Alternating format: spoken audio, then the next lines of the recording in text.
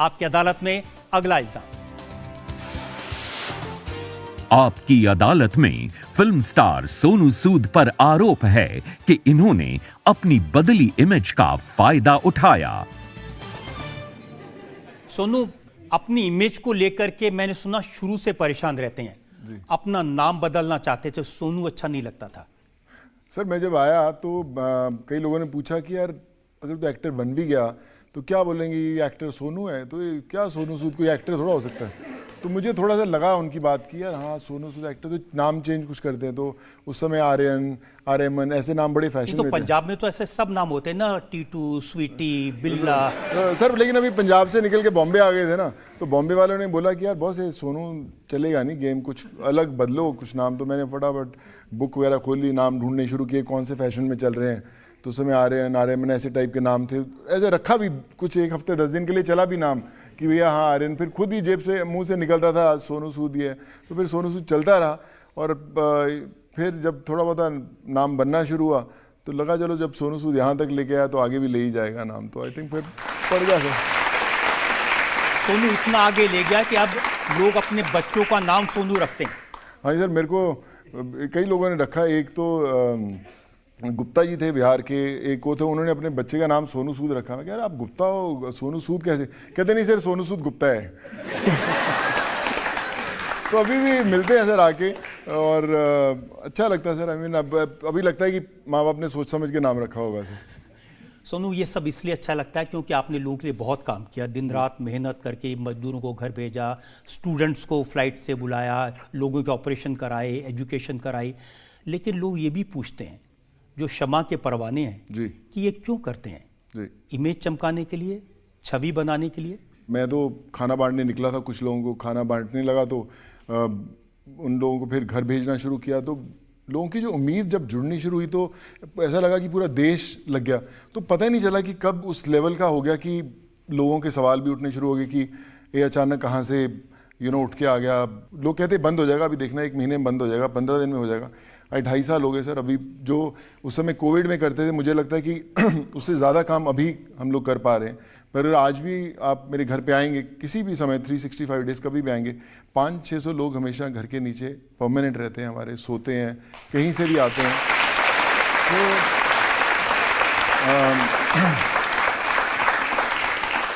तो मैंने सर ये जाना कि इतने सालों में ये जाना कि एक उम्मीद और कोशिश दुनिया के सबसे बड़े शब्द हैं, कि अगर आपसे किसी को उम्मीद नहीं तो मुझे लगता है आपका जीवन अधूरा है। और अगर आप किसी के लिए कोशिश नहीं कर सकते तो मुझे लगता है आपको फेमस होने का कोई हक ही नहीं बनता। तो मैं उस उम्मीद के लिए कोशिश ज़रूर करता हूँ, बहुत दफ़ा फेल भी होता हूँ। ऐसा नहीं कि मैं हर किसी के ज़िंदगी बदल सकता हूँ, हाँ, पर लेकिन मैक्सिमम लोगों की कोशिश ज़रूर करता हूँ। लेकिन इसका थोड़ा बहुत फ़ायदा भी हुआ जी। मैंने सुना कि पहले ब्रांड्स रिजेक्ट कर देते थे जी, अब वही ब्रांड आपके पास आते हैं। सर अच्छी बात है सर, मैं ब्रांड्स को भी काम पे लगा दिया सर।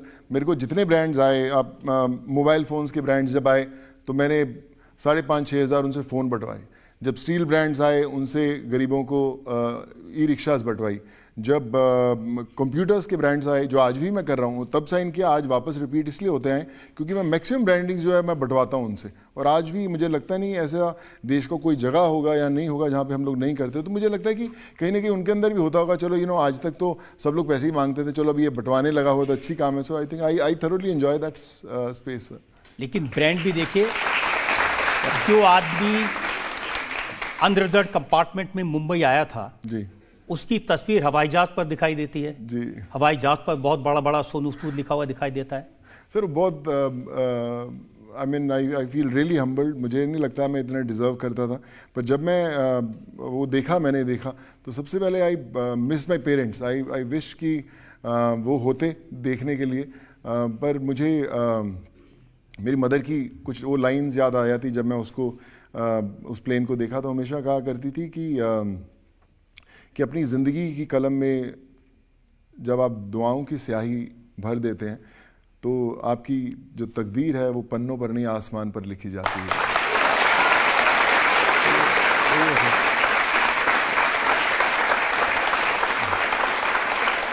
लेकिन जब आपने शुरुआत की थी तब आप कॉमिक में नागराज बने थे जी।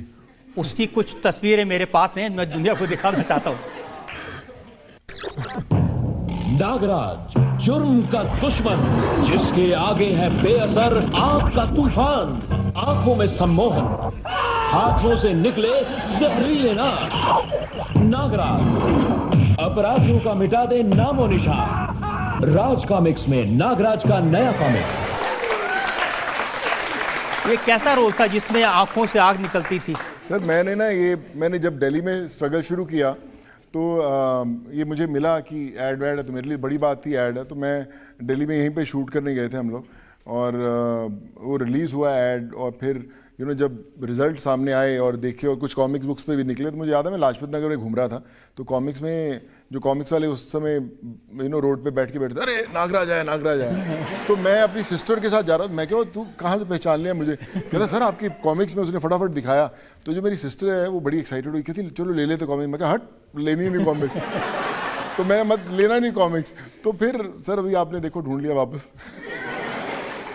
देखिए कहाँ नागराज जी और कहाँ सोनू सूद आज के, जिसके नाम पर लोग फूड स्टॉल बनाते हैं।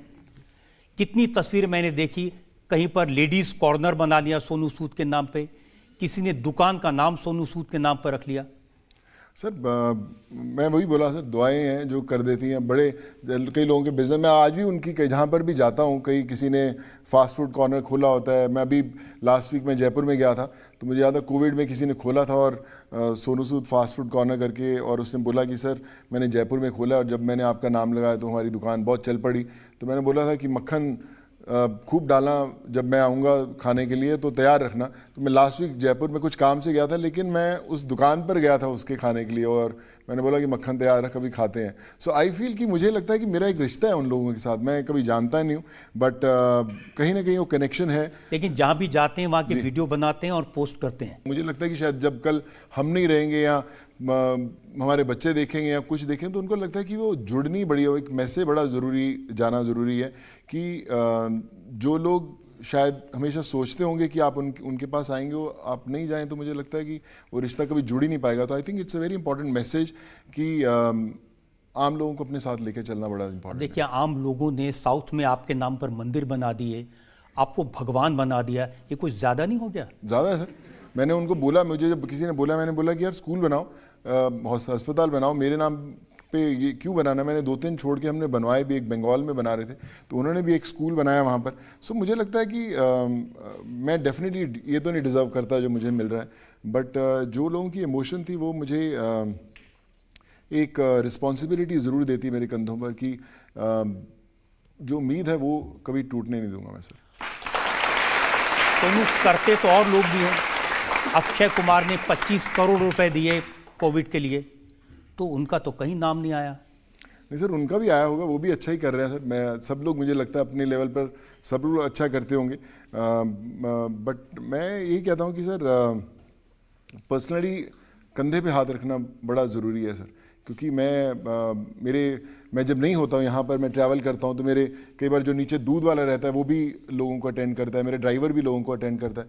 सो मुझे लगता है कि पर्सनली जब तक आप जुड़े रहते हैं तो अच्छा, पर कर सब लोग रहे हैं sir. I think they are doing the bet. Amitabh Bachchan ने बहुत कुछ किया, उसकी कुछ डिटेल्स मेरे पास में हैं जी। 15 करोड़ रुपए खर्च किए, 4 लाख मजदूरों को 1 महीने तक खाना खिलाया, यूपी बिहार के लिए 30 बसें बुक की। बच्चन साहब ने 2800 माइग्रेंट्स को ट्रेन से ट्रैवल का इंतज़ाम कराया, इंडिगो एयरलाइंस की 3 चार्टर फ्लाइट का खर्चा उठाया, ऑक्सीजन के लिए 250 बेड का सेंटर सेटअप किया, हॉस्पिटल्स में वेंटिलेटर्स का इंतज़ाम किया, कोविड से ऑर्फन हुए बच्चों को उन्होंने अडॉप्ट किया। लेकिन बच्चन साहब को तो वो याद नहीं करता, सोनू सूद को याद कर रहे हैं। नहीं सर, वो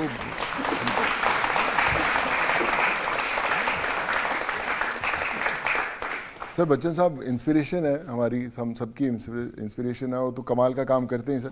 उन्हीं के दिखाए हुए नक्शे कदम पे हम भी चल रहे हैं सर, और चलते रहेंगे सर हमेशा। जब अक्षय और अमित जी की बात मैंने लोगों से की, तो किसने मुझे कहा कि सोनू की फिल्म का एक डायलॉग है, भाई और डॉन के ऊपर किंग होता है।